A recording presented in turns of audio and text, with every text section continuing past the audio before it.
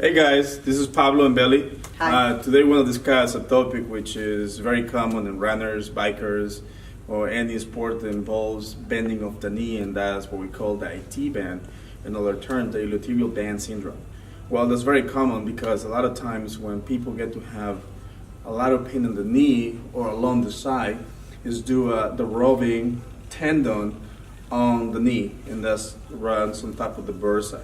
And that's going to create inflammation. Sometimes it's going to feel hot and inflame, and that's due to the cause of the bending of the knee.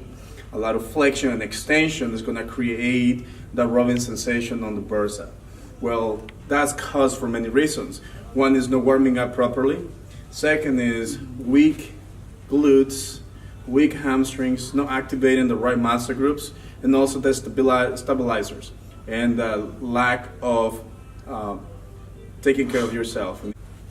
All right, in this case, we're going to talk about how to prevent it, what caused it, and how to treat it. All right, the first thing, what caused it? Like explain the rubbing on the bursa, right? So a lot of times it's because the weakness of the hamstring, weakness of the glutes, and no warming up before running, no stretch, no rolling, and no working on the fascia. So the IT band starts all the way from the pelvis, which is a long length of fascia all the way that connects to the knee. And a lot of times the lack of activation in the glutes and most of the pressure running to the knee is going to create a lot of pressure on this side. Bend your knee for me, Billy. So the bending of the knee, the flexion and the extension of the leg is going to create a lot of friction on the knee, and that's what causes the pain, the inflammation on the IT band. Well, causes also because the wrong footwear, that can be one of the issues. If you're flat-footed, if you're landing the wrong way, you are rotating your ankle because of the ankle is not landing properly. A lot of people with toe striking also, because of the landing mechanics, they're also going to create a little more hardship on the knee because the way how you're landing. How do we treat it? The first thing you have to do is ice it. If you have pain, you went for a run and it's hurting, the first thing you want to do is ice your knee, ice the band. And sometimes you're going to have the pain traveling from the knee up, and sometimes can be traveling these specific areas. And a lot of times you're going to have like a little fat tissue around the fascia. Just because you feel a ball there doesn't mean that you have to roll it, because you're going to bruise it and it's going to hurt even more.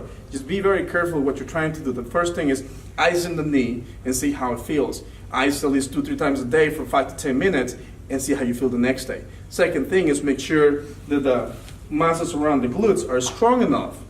So you have to do a lot of lateral work just to make sure the IT band is getting stronger. Make sure you work with bands, do lateral, do linear movements, and also when you're creating any flexion and you're going for an extension, make sure you're pulling your toes forward. That's going to create an extra rubbing on your IT band, and that's going to cause more pain because of the friction over the bursa. Also, anti-inflammatories will work for you. Go consult your doctor before you're taking anything. Rolling is very important. Can help you taking the pressure of the muscles around the IT band. Rolling your quads, rolling your hamstring. Make sure your glutes are nice and loose too.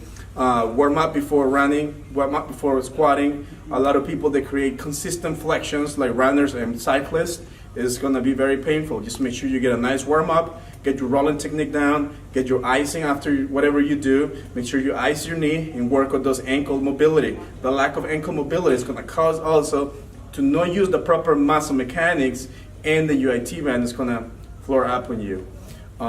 Just make sure you also use the right footwear. It's going to be very important to prevent any other issues like shin splints, which is going to be our next topic.